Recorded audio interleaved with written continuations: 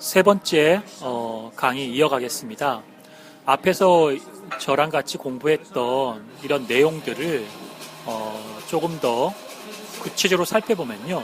화면에서 보시는 바와 같이 스마트 글라스의 서비스와 특허를 통해서 우리가 알 수 있는 제일 중요한 점은 정보가 연결되어져 있는데 이 연결되어진 정보들이 또 굉장히 많은데 이 많은 정보들이 어떠한 디바이스를 통해서 한번 걸러져서 다시 우리 눈앞에 보여질 거라는 이야기입니다. 저는 늘 걸어다니면서 손에 스마트폰이 없으면 조금은 불안해질 때가 있습니다. 왜 그러냐면 스마트폰으로 GPS를 확인해서 제 위치 정보를 서버에다 올려줘야 되고요. 또 그걸 통해서 제가 현재 어디에 있는지, 또 제가 어디로 가면 될지, 또 구글 등으로 통해서 스케줄을 이용해서 내가 오늘의 일정이 어떻게 되는지 등을 파악하거든요. 그런데 그렇게 내가 검색하고 파악하는 손에 들고 있는 장치에서 눈으로 보는 대로 느끼고 말하고 검색할 수 있는 장치로 바뀐다는 것은 눈으로 보는 이 글라스의 성능과 이 글라스가 가지고 있는 기능들이 결국은 우리의 정보 선택의 새로운 필터 역할을 한다는 것입니다. 자, 그러면 이러한 변화들을 구체적인 서비스로서 한번 볼 건데요. 서비스로서 볼 때 중요한 것이 GPS로 현재 내가 서 있는 곳, 스탠딩 포인트 또는 이 스탠딩 되어 있는 포인트에서 POI, Point of Interest, 관심 정보 지역, 이러한 것들이 최근에 플랫폼 서비스가 가지고 있었던 굉장히 중요한 키워드였어요. 많은 정보들 중에서 당신이 지금 서 있는 곳에서 너가 관심 가질 만한 정보가 무엇이냐라는 것을 잘 선별해서 제공해 줄 수 있는 것. 그러한 것들을 우리가 로컬 서비스라고 합니다.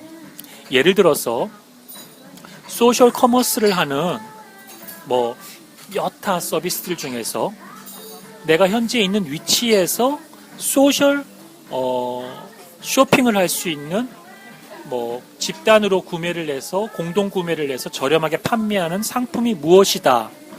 너가 있는 데에서 나라고 하는 소셜 커머스 기업이 몇몇 로컬 서비스 업체와 협의를 해서 오늘 너가 거기를 가면 10,000원짜리를 5,000원에 살 수 있도록 공동 구매해 준다. 이런 서비스에 대한 이야기들이 로컬 서비스로 많이 떴어요. 그러한 것들은 해외 서비스로 그 크레이그 리스트라든지 벼룩시장이고요. 또 옐프라든지 이러한 것들을 통해서 맛집 정보 등이 많이 나왔거든요. 그런데 SNS가 화면에 보시는 것들처럼 정보의 홍수, 관심 정보로의 소셜 큐레이션으로 바뀌기 시작해요. 왜냐하면 빅데이터가 되기 때문에 실시간의 데이터가 너무나 많으니까 이것을 어떻게 큐레이션 할 것인가의 문제가 굉장히 중요하게 된 것이죠.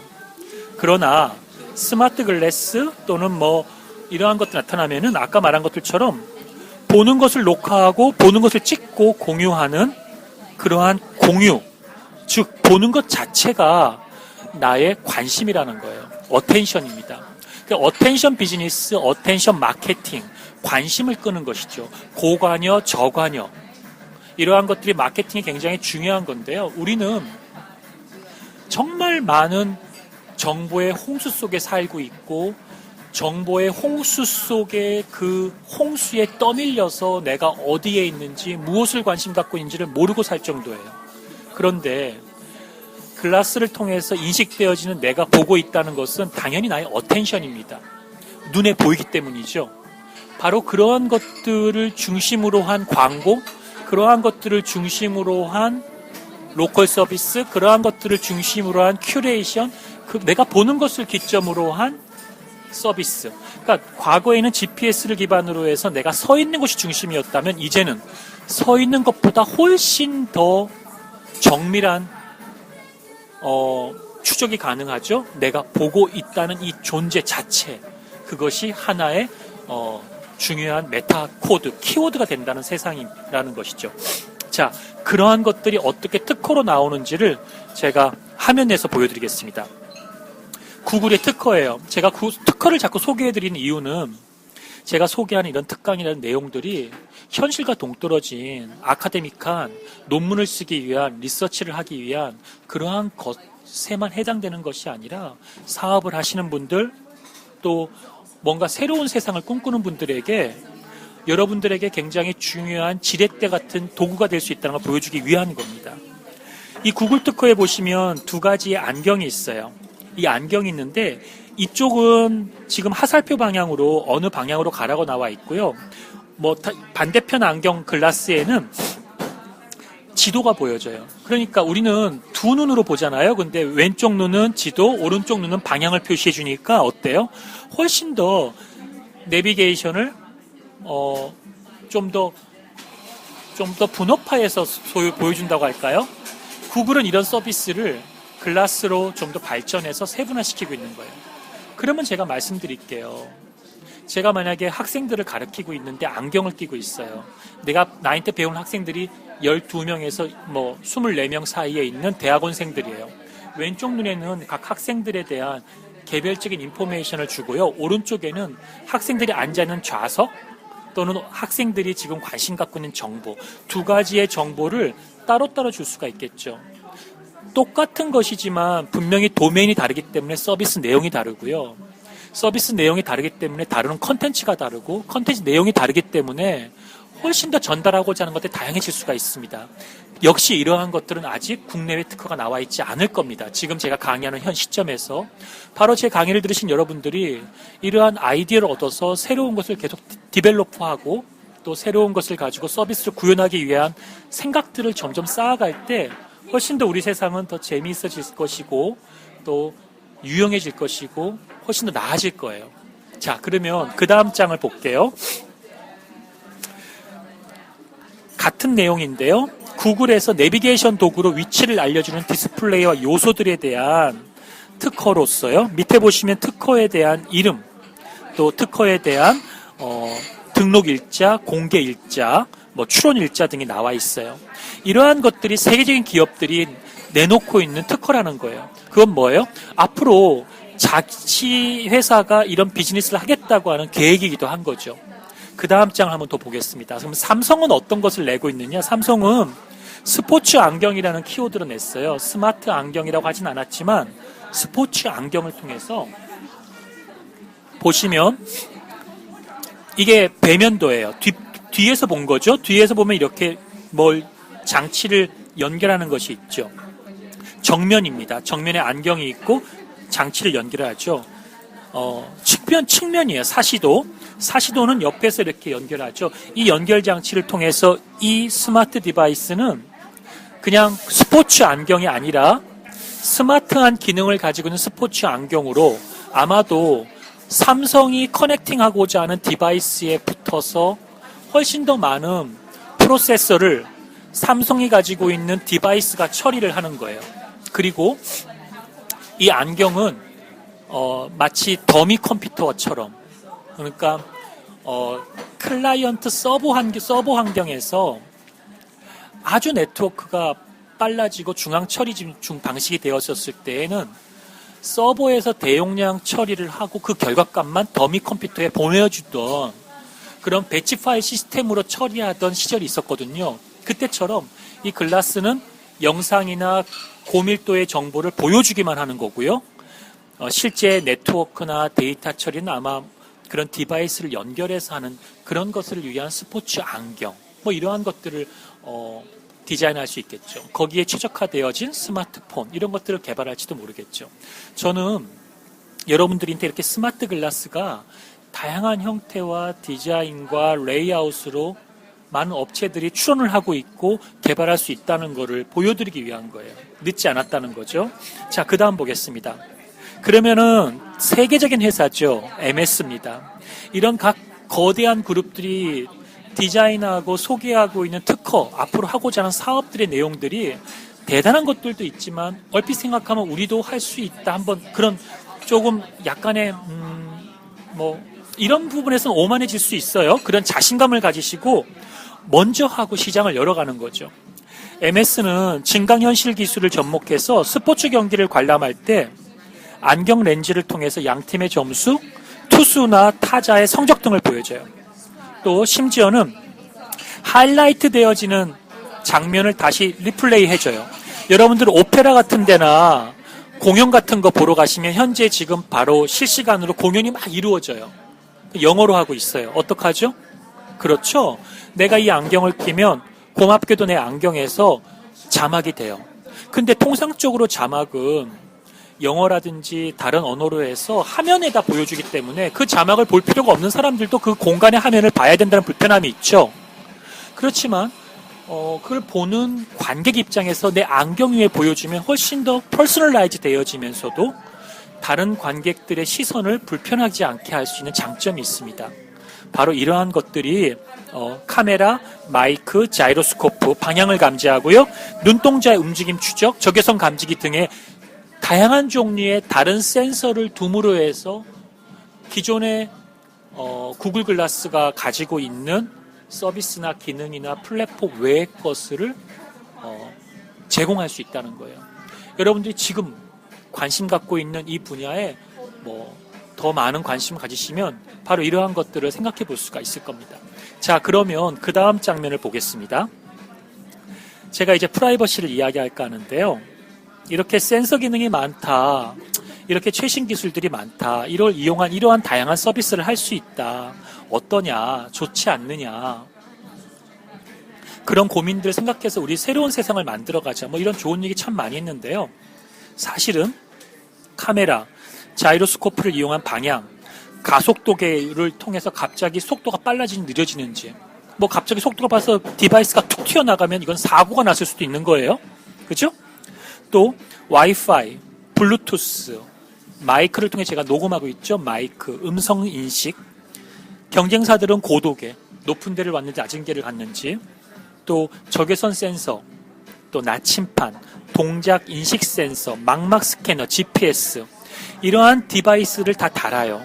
그리고 설치를 합니다.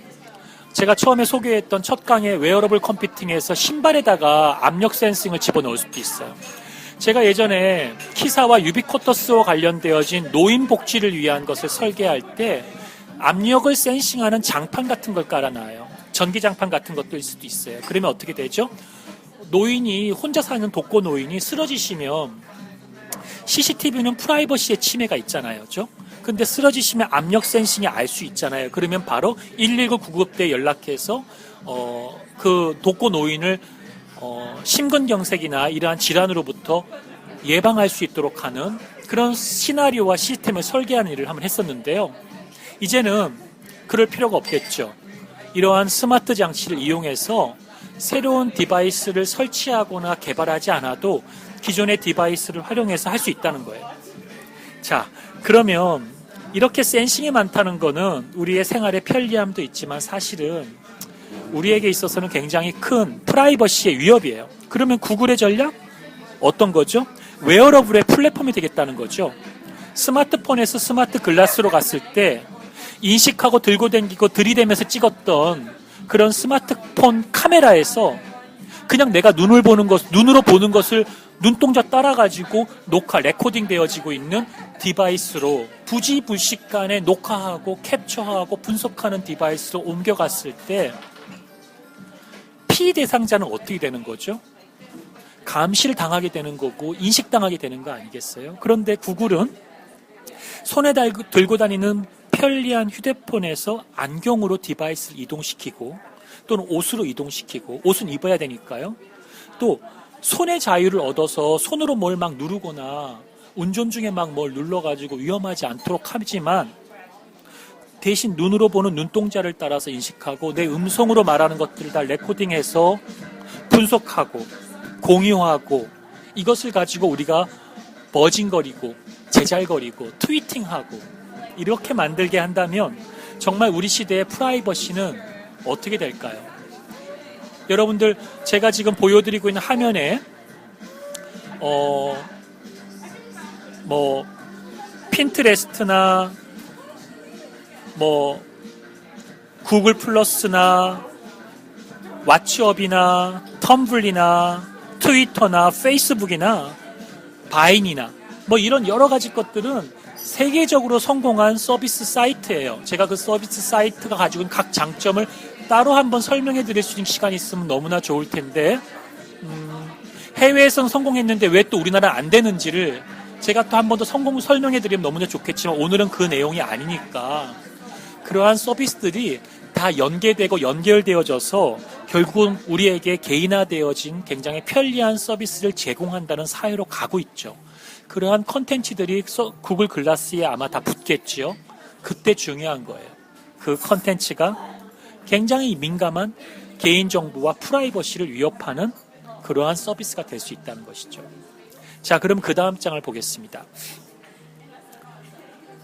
페이스북을 제가 사용하는데요. 페이스북이 갖고 있는 가장 큰 특징이 싱글 사인온 기술이에요. 싱글 사인온 기술을 이용하는 개인을 식별할 수 있고요. 로그인을 할 수 있고요. 로그인 되어진 프로파일을 공유를 가능해서 크로스 플랫폼이 됩니다. 그래서 저는 페이스북을 통해서 가입하고 등록하는 절차가 없이 여타 페이스북에 연결되어지는 다른 서비스를 자동으로 가입해요. 따라서 너무나 편리하죠. 근데 제가 최근에는 페이스북을 통해서 제가 쓰는 페이스북은 정말 사적 페이스북이거든요. 그냥 뭐 내가 이런 연구를 했어요. 내가 이런 연구 프로젝트를 해요. 내가 이런 공부를 해요. 같이 합시다. 이런 얘기를 잘 올리지 않고요. 그냥 그런 게 전 개인적으로 좀 부끄럽더라고요. 자랑하는 것 같고. 그래서 그냥 아주 가벼운 이야기, 음식점 찍고 맛집 찍고 어디 갔다 왔어요. 약간 이런 거를 조금 해요.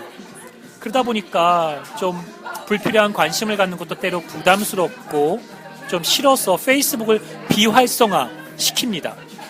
그런데 비활성화 시키는 걸 한 달을 못 가요. 왜 그러냐면 제가 트위터나 또는 뭐 인스타그램이나 뭐 텀블이나 바인이나 여타 해외 서비스들을 많이 써야 되는 쓰는 걸 또 좋아하고 있기 때문에 그러한 서비스를 쓸 때 로그인 정보를 물어보는데 슬라이드 쉐어나 대부분이 다 페이스북과 연동되어져 있어요. 제가 따로 가입하지 않았거든요. 페이스북은 탈퇴하기가 더 어려워요. 다른 서비스를 많이 쓰는 사람들은 친구 때문에 탈퇴하기 더 어려운 것이 있고 또 나 자신의 생활을 공유하는 것에 대한 익숙함이 있어서도 있지만 사실은 그러한 연계되어진 정보 활용으로 내가 식별되어지고 있기 때문에 그런 거죠. 구글 글래스를 사용하게 되면은 모든 정보가 수렴되는 환경이 도래되기 때문에 내가 너무나 편리하고 내가 보는 것이 즉시 분석되어져서 팝업되어지지만 동시에 내가 가지고 있는 많은 정보가 공유되어짐으로 생기는 지워질 수 없는 문제가 있다는 거예요. 그 다음 장을 보시면 시간이 지금 굉장히 없어서 보안에 대한 설명할 게 정말 많은데요. 저는 보안 기술을 연구합니다. 그래서 전 정보보호가 제 전공이에요. 박사학위가. 그런데 보안 기술을 이야기하면서도 여러분께 분명히 말씀드리는데요. 기술을 다 믿지 마세요. 기술은 시장과 법규와 제도와 규범, 그 중에 코드로서 4가지 차원 중에 하나로서 우리의 정보를 보호해주는 메커니즘 중에 하나이지, 내가 뭐 무슨 은행 거래를 하는 데 있어서 뭐 공인 인증을 받았기 때문에 안전할 것이다. 그거 굉장히 큰 환상입니다. 프라이버시의 기본은 화면을 보시는 것들처럼 투명성과 데이터에 대한 이동성에 대한 보장 굉장히 중요합니다. 잊혀질 권리예요. 최근에 뜨고 있죠. 익명성, 또 내가 이 정보를 자기 정보 결정할 수 있는 것의 문제입니다. 시간이 없어 넘어가겠습니다. 구글 글라스가 있기 전서부터 보시면은요. 이 밑에 애플리케이션 서비스에서는 로그 정보가 올라가고요. 웹 서비스에서도 로그 정보가 올라가고요. 또 로드 밸런스를 하기 위해서는 또 프록시에서 로그 정보가 올라가고요. 파이어웍에서도 로그 정보가 올라갑니다. 이때 이메일, 인덱스, 메시징, 뭐 캐시라든지 다 정보가 기록되어져요. 그리고 나서 우리가 HTTP 서비스를 했을 때 이 위에 상단에서 윗단에서 그 인스크립션, 암호화가 이루어지는데요. 암호화를 이루어져 데이터가 움직여졌을 때 역시 캐시 파일이나 히스토리나 북마크나 또는 썰드 파트, 제3파티에 의해서 우리에 대한 정보가 트래킹 되어지고 분석되어집니다. 우리 자유롭지가 않아요. 그런데 과거에 스마트폰을 넘어가면서 다시 화면 잠깐 보겠습니다. 빅데이터가 나오고 웨어러블이 나오고 구글 글라스 시대가 되어졌을 때는 자기 정보를 자기가 결정할 수 있다는 자기 정보 결정권만으로는 기업과 정부가 여러분의 권리를 여러분이 적극적으로 행사해서 프라이버시 시킬 것이라는 것 굉장히 큰 환상입니다. 중앙집권, 분산, 통합정보 처리 시스템이 이제 아니고요. 초기에 홀로 있을 권리, 비언론되어지는 그런 the right to be 언론되어지는 권리가 아니라 이제는 폴 같은 권리, 잊혀질 수 있는 권리까지도 EU에서는 주장하고 있고요. 아쉽습니다. 시간이 좀 제가 없어서 최근에 유엔 총회에 제출된 프라이버시권, 미국의 정부나 기관들이 상대 국가를 감찰했잖아요. 그러한 것들이 폭로되어졌죠. 한번 검색해 보십시오. 굉장히 민감한 문제입니다. 정부도 그러는데 기업은 영리 목적을 하기 위한 것이기 때문에 더 심합니다. 또 우리 사람들은 개개인들은 뭐 여러분들 가깝게 지내는 사람들 많이 보잖아요. 제가 개인정보 보호, 정보 보안한다지만 가족들로부터 저 자신의 뭐 여러 비밀번호나 이런 것들 지키기가 쉽지가 않습니다. 그렇죠. 아내로부터 자유롭기가 어렵죠. 바로 그런 것입니다. 자, 정보인권 한번 보겠습니다. 그래서 정보인권이 굉장히 중요합니다. 그래서 여러분 뒤에 닿으시면 프라이버시 OR/KR 한번 들어가셔가지고요. 정보인권이 굉장히 왜 중요한지 또 이런 것들을 위해서 망중립이 왜 필요한지 살펴보실 필요가 있고요. 사실 뒷단에 좀 힘을 주고 이야기해야 될 부분인데 시간 관계상 제가 충분히 설명하지 못해서 아쉬움이 있습니다. 구글 글라스가 오면은 이렇게 글라스를 통한 새로운 메타 태그, 이 메타 태그는 글라스 기반의 내가 보는 것이 바로 메타 태그가 됩니다. 현재 내가 보고 있는, 인식하고 있는 것에 대한 레코딩, 그것을 기반으로 한 메타 태그와 태그가 붙어진 정보의 위치나 빅데이터, 소셜 네트워크 서비스부터 유입되어지는 여러 정보나 소셜 데이터, 내 관계 정보나 이런 것들이 다 붙어서 새롭게 처리되어지는 시대가 왔을 때 우리의 프라이버시에 대한 컨선, 염려는 굉장히 커지고 프라이버시에 대한 위협은 굉장히 많아져서 과거의 개인정보 자기결정권 정도로 우리가 이러한 것들을 보장받을 수 있는 시대가 아니라 잊혀질 권리, 더 나아가서 더 새로운 권리들이 계속 주창되어지고 우리가 고민해야 됩니다.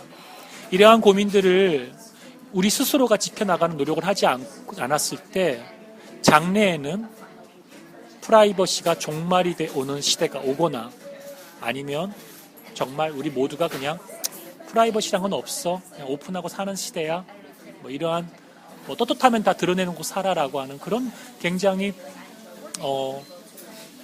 휴머니티가 전혀 없는 아마 그러한 주장을 하는 사람들의 이야기가 당위성을 가질 수 있는 시대가 올지도 모르겠습니다. 이렇게 해서 오늘 특강을 마치겠지만 제가 다음에 또 기회가 닿으면 보다 더 심도 있게 표현의 자유, 프라이버시 이러한 문제들에 대해서도 여러분과 함께 논의하도록 하겠습니다. 감사합니다.